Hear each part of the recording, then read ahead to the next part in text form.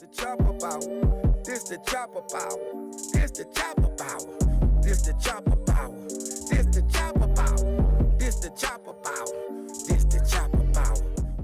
Yo, I am Fat Man, and this is the Chopper Power Special Edition. I'm in the building today with Joyce Stewart, author, writer, director. She's got a big play coming up soon at the African American Museum. That's in Fort Lauderdale, Florida, on July 8th. We're finna tap into her, and we also got Bert Cornielius, the comedian. He's part of the cast of the play BBQ, and we finna tap their brains and see exactly how this thing came into play. Joyce, thanks for coming to the platform. Thank you for having me. Bert, also, man, it's always a pleasure, brother. Yes, sir. All love. Man, I'm gonna start with you, Joyce. Let's get right to it, man. I know you're a writer, director. How long you been writing? I've been writing since probably 2010. I started off writing poetry. Poetry?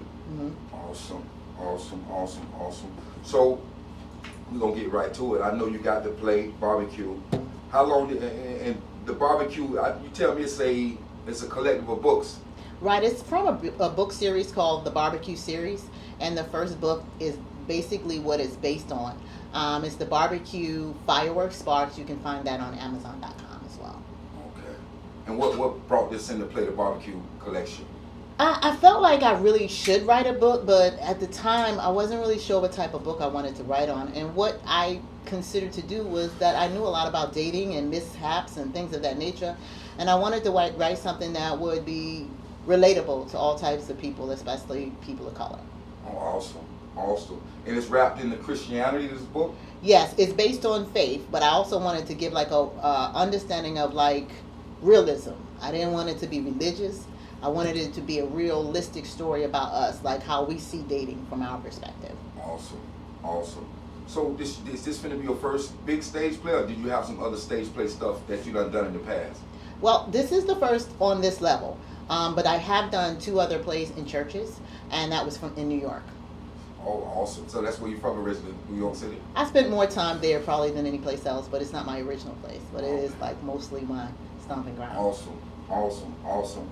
Man, that's July 8th of African American Museum. So when you went to pick the cast for this particular play that's going on in July, how did you go about picking the cast, and how did you find them? Well, the way I first found one person that was actually in the business that actually does a little bit of directing, but it was more like cast directing. So from there, we just wanted to do auditioning. So we put it out there on Instagram, we put it out there on Facebook. We actually did like a wide spread of just getting people to, engage with us in terms of who we thought we would want. Okay. So. How many cast members involved in this play? 8. 8 cast members. Oh, awesome. It's a pretty decent sized production, I would say. A lot of moving parts and so forth. So is it coming directly out of the book? It's adapted. There are things that are in the book that aren't a part of that, and there are things that I put in the play that aren't anything because it had to be adaptable. I wanted it to be suitable for the time frame, because it's kind of hard to take a book like with a movie and put it, because you have to kind of see what actually can be put on stage. So it is adapted to the book. Wow, this is huge, man. You actually my first guest that I've had in my platform that does something like this. This is a little different for me, so I might be all over the place with my questioning and so forth. I want to go over to Bert real quick. Yes, sir. Bert, man, listen, bro. I've always seen you in social media world, man. You always shaking and moving. And how did you come in contact with Miss Joyce, man? I'm gonna be honest with you. In my opinion, I push myself a little harder than most. So all the shaking and moving, I'm grateful of doing. But in most cases, I'm like, what can I do to cross over to that next? You know what I mean? Because I want to have crossover appeal. Like, I want to be able to go to any room and do comedy, or go to any set and act. That's ultimately my goal. So I haven't did a play in like, I want to say maybe 4, maybe 5 years. Last time I did a play, and I met the casting director, Lovely. I met her at FNO. I was doing a show at FNO with Barry Brewer from BET. He's on America's Got Talent right now.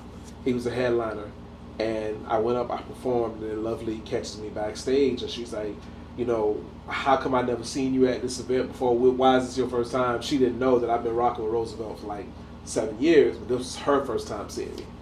So she invited me to the audition. I went to the audition, and it was crazy because Pookie was, me and Pookie do Real Husbands comedy. You know, that's been my partner for like some years right now in comedy. So I didn't know that we both was going to audition for the same thing, like literally, because occasionally, you know, Pookie asks me, Bert, what should I do to get ready for my audition? Because, you know, I got a little acting experience, so I tell him, you know, things he should do to help himself. And I didn't know that I was doing that for this play, because I was like, you know, I got to play audition. He was like, oh, I got one too. I was like, oh, that's what's up, bro. You know, I'm digging you up, but I ain't really putting two and two together. So we get there and find out that we both auditioning for this role. So we went in there with the thought process of me going for the lead role, him going for the homeboy, which is switched, and I got casted as the friend, and he got casted as the lead, and I was mad proud. I was mad proud because he was so excited about that, and this is his first technical lead role. Right. So I was very excited, very proud about that, and, you know, we went and knocked the audition out, and, you know, it was an experience that I hadn't had in a long time, and I was just excited to, you know, get back into the play circuit and, you know, just keep working on my chops, keep honing my skills. There's a few of us in this movie that has that, you know, play experience. You know, you got Sky, who's literally, she's in a play like every 5 months. She's got a movie on Tubi. Like, she's really, really, really grinding, really successful. You got Amari Holmes, of course. Amari is on Tyler Perry's House of Pain. She plays the fiance or girlfriend of Malik. I think her name's Lisa on the show. Right. But yeah, she's been doing that show for a couple of years. You know, you got Pookie, who, you know, a Florida comedian that's been really doing this thing. You know, you got me, you got Serena. You know, Serena's a strong actress. We all have some type of acting ability, which it's rare to find for a new production. Right. You know, that comes down. It's rare to find so many actors that gel wise. You know, Joy is a stage monster as well. You know, all these actors that gel good together, and even someone like, you know, Cortland's a newbie to plays. Like, she's done other things, but Cortland's a newbie to plays, and even she fits right in to the groove of what's going on. So it's really a blessing to be a part of this cast, and my journey to it just, you know, made me feel like it's something I should definitely see all the way through to fruition. And you will, bro. Yeah. You will, bro. You very focused and deeply rooted in the craft, and I always love that about you, brother. Thank you, brother. Miss Joyce. Yeah. I'm calling Miss Joyce. Joyce. They do that. Okay. That's fine. What can we expect from this play? What do people leave there saying, like, oh my God, I can't believe she highlighted that particular thing that you was trying to convey to the audience? Well, let me just first go back a little bit and tell you that the first person that I met, the casting director, is Lovely Jones. Okay. And I really want to highlight her because she's the reason why so many people were able to come out, because they knew who she is. Right. And she's just known in the circle. She's like, I would call her the evangelist of the entertainment world in this region in terms of knowing people and being able to be very relatable. And I just want to give her that prop before I answer this. In terms of when people leave, I would like them to look at themselves differently. I want them to see the dating world differently. You know, one of the favorite things that I always say is dating is not a sport, it is an interview. So I want them to leave with some tools to enjoy themselves and laugh and even maybe cry, but I want them to leave knowing that love is up to you. It's not something far-fetched. Marriage is up to you. It's just based on how you date. How do you perceive yourself? What do you believe about yourself? So all of these things will actually resonate with you, because we've all been in situations where we dated people we should not even have dated. In this particular case, it's based on a love triangle. It is about the ex or the next. And so only you can make that decision. Yes, you can have people around you that can give you advice, friends, older people, but ultimately you have to make that choice for yourself. No doubt about it. It sounds like some cheating going on in this play. I'm assuming. I'm not giving anything away. No, too much. You get to see all facets of relationships. You get to see the budding romance, you know, between Pookie's character and Amari's character. You get to see the married couple between myself and Serena's character. You get to see even the connection with family in this movie as well. You know, my character is a character by the name of Jalik. and Jalik's pride and joy is taking over a spot from a family member that no longer can do that. They can no longer run that spot or carry that spot. So Jalik steps into that, and with that, he doesn't have the aptitude to say, I can take care of this and I can take care of this at home. But we all know once we get so deep into something and we get focused on it, sometimes the things that were majorly important can drift off into the little things, and then the little things can drift off into nothing. So if you're not really paying attention and keep your eye on it, Jalik teaches you that lesson, that you got to be able to be flexible and split yourself through all avenues of your life, not just what you ambition, not just your ambitions. You got to keep your hands on love. You got to keep your hands on family. You got to keep your hands on ambitions. You got to somehow be able to juggle. That's why they call it juggling it. Right. You got to be able to somehow juggle all of that. And I think the big message with my character is that he's a prime example of everything you could lose if you stop juggling and you just stop paying attention. Right. So right. That's without giving too much away. I get it. Without giving too much away. But if you're trying to figure out what exactly I'm saying, they know what I'm saying. But if you don't, come and see the show, July 8th at the African American Multicultural Center. All right, we'll be there putting on a heck of a show for y'all. So y'all get out. The tickets are on Eventbrite as well. It's like $25. Yes, it's $25. Yeah. The short way of finding it is the BBQ play.eventbrite.com. That's it. The BBQ play. Yeah. .eventbrite.com. So it's a real easy way to find it. Also, you can follow us on Instagram. I'm on Instagram under author Joyce Stewart, and Bert At Bert C Comedy. Always.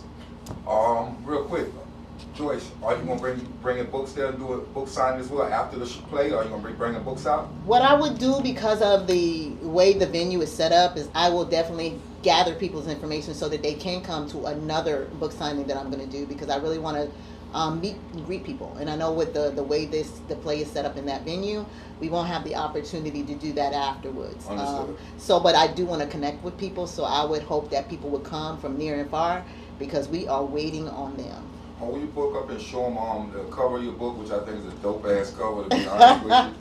And how can they find the book?